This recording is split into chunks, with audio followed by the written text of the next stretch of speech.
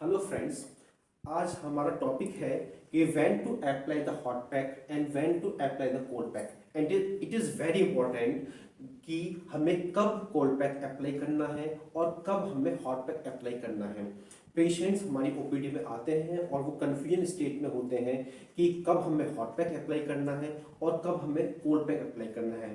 तो आज हम इस कन्फ्यूजन को दूर करने की कोशिश करेंगे। तो सबसे पहले हम लेकर चलते हैं हॉट पैक की हमें हॉट पैक कब लगाना है। जब कोई भी सब एक्यूट कंडीशन है या फिर क्रोनिक कंडीशन है और उसकी वजह से पेन है या फिर मसल टाइटनिंग है या फिर स्टिफनेस है, then we have to go for the hot pack. हमें हॉट पैक लगाना है। बेसिकली अगर मान लीजिए कोई एक्यूट कंडीशन है, एक्यूट कंडीशन कौन सी होती है? एक्यूट कंडीशन जैसे 72 आवर्स के अंदर अंदर अंदर अंदर जो इंजरी होती है तो वो एक्यूट कंडीशंस में आती है। और एक्यूट कंडीशंस में हम हॉट पैक नहीं दे सकते हैं, we have to go for the cold pack. तो और उसके बाद में जैसे सब एक्यूट कंडीशंस हैं या क्रॉनिक कंडीशंस हैं तो उसमें we have to go for the hot pack. लेकिन उसमें भी हमें ये ध्यान रखना होगा कि अगर मान लीजिए कि सब एक्यूट कंडीशन या क्रॉनिक कंडीशन में भी अगर पेशेंट को स्वेलिंग परसिस्ट कर रही है या फिर राइज इन टेम्परेचर है। राइजिंग टेम्परेचर आप कैसे देखेंगे? राइजिंग टेम्परेचर आप पेशेंट के पेन पार्ट को टच करके देखेंगे। अगर उस पेशेंट के पेन पार्ट पर आपको लग रहा है कि टेम्परेचर बढ़ा हुआ है तो फिर भी आप उसको कोल्ड पैक देंगे, आप हॉट पैक नहीं देंगे, क्योंकि हमें हमारा मेन मोटिव क्या रहेगा? हमें स्वेलिंग को और राइजिंग टेम्परेचर को खत्म करना है, तो उसके लिए कोल्ड पैक बेटर होता है। नाउ अब हॉट पैक का एम क्या होता है? हॉट पैक अगर हम कहीं भी अप्लाई कर रहे हैं तो what is the aim of giving treatment of hot pack? तो हॉट पैक जैसे आप सब लोग जानते हैं कि हीट पाकर हर चीज एक्सपेंड करती है और कोल्ड पाकर हर चीज कॉन्ट्रैक्शन फेज में जाती है। तो उसी तरीके से अगर हम पेन पार्ट पर हीट अप्लाई कर रहे हैं तो उससे क्या होगा?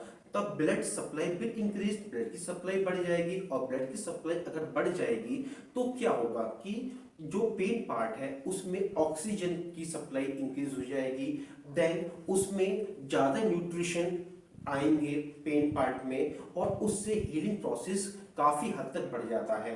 और हम अगर किसी भी पेन पार्ट को ठीक करना चाहते हैं तो हमें उसके हीलिंग पे काम करना होगा। तो इसलिए हम जो है किसी भी पेन पार्ट में जो सब एक्यूट कंडीशन है या क्रॉनिक कंडीशन है उसमें हम हीट अप्लाई करते हैं। देन दूसरा फैक्टर, हीट पाकर जो जितनी भी सॉफ्ट टिश्यूज हैं जैसे सॉफ्ट टिश्यूज में आपका मसल्स आता है, आपका लिगामेंट्स आता है, आपके मसाज आते हैं। तो जितने भी सॉफ्ट टिश्यूज हैं वो हीट पाकर थोड़ा सा स्ट्रेचिंग स्टेट में आ जाते हैं, तो उससे पेशेंट को थोड़ा सा आराम लगता है। देन जो रिसेंट रिसर्चेज जो हुई है उसके अकॉर्डिंग हीट का एक रोल साइकोलॉजिकल लेवल पर भी है। तो जब किसी भी साइकोलॉजिकल कंडीशन में हीट पैक दिया जाता है, हॉट पैक दिया जाता है तो पेशेंट को थोड़ा सा आराम फील होता है। नाउ अब हम डिस्कस करते हैं कि हॉट ट्रीटमेंट है वो किस किस तरीके से हम दे सकते हैं पेशेंट को। तो देखिए आजकल मार्केट में बहुत सारे प्रोडक्ट्स अवेलेबल हैं जिसके थ्रू हम हीट पेशेंट को प्रोवाइड कर सकते हैं। जैसे हॉट वाटर बोतल एक बहुत ही पुराना तरीका है, उसमें हॉट वाटर बोतल में आप पानी रख सकते हैं और पेशेंट के पेन पार्ट पे आप अप्लाई कर सकते हैं। आप उसको डायरेक्ट अप्लाई नहीं करिए, आप उसको हॉट वाटर बोतल को किसी भी कपड़े में या फिर टॉवल में रैप करके आप उसे रख सकते हैं। देन सेकंड मेथड है कि मार्केट में बहुत से हीट हीट पैड आते हैं जो आप पेशेंट के पेन पार्ट पे अप्लाई इजीली कर सकते हैं। उसका भी तरीका ये है कि आप किसी न किसी कोई भी, अगर मान लीजिए कोई भी कपड़ा है उसमें आप रैप करके उसको अप्लाई कर सकते हैं। देन आप थर्ड मेथड है कि आप टॉवल या फिर कोई भी कपड़ा आप उसको गर्म पानी में भिगो सकते हैं और गर्म पानी में भिगोने के बाद में आप पेन पार्ट पे अप्लाई कर सकते हैं।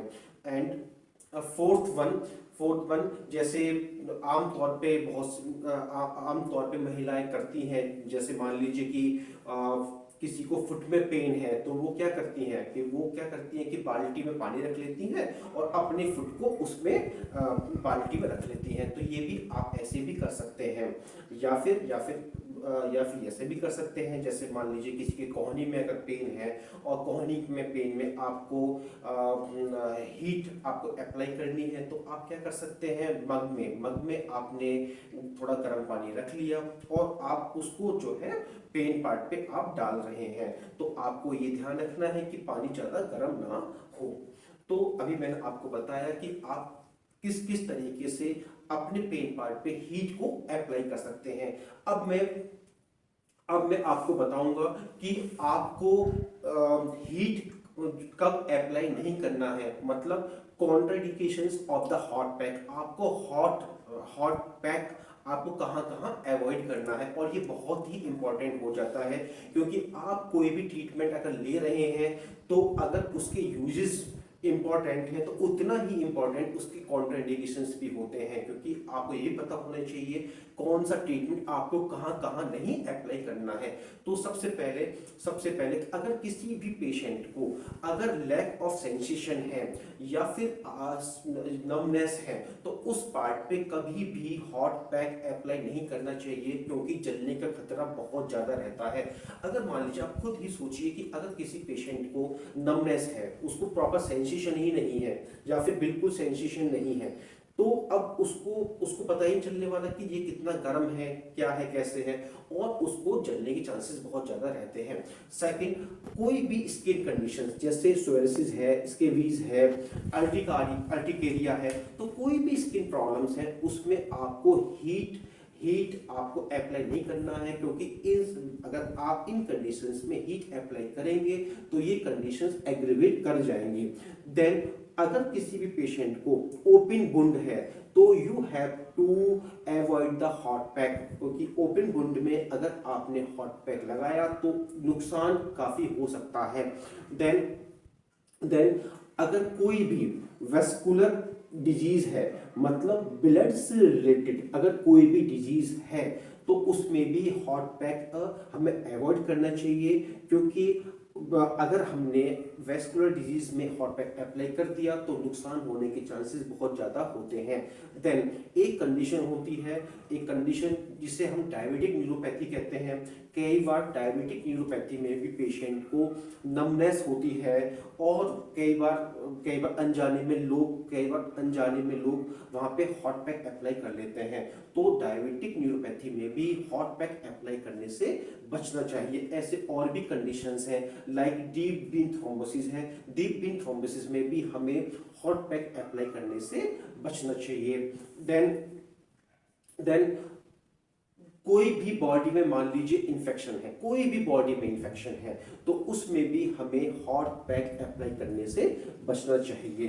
तो मैंने आपको बहुत ही सिंपल तरीके से समझाया कि आपको हॉट पैक कहाँ अप्लाई करना है, कहाँ अप्लाई नहीं करना है, हॉट पैक अप्लाई करने का एम क्या होता है और हॉट पैक कैसे काम करता है। तो आशा करता हूं कि आप इन सिंपल टिप्स को समझेंगे और आप बिल्कुल समझ गए होंगे कि where to apply the hot pack and where to avoid the hot pack. Thanks a lot.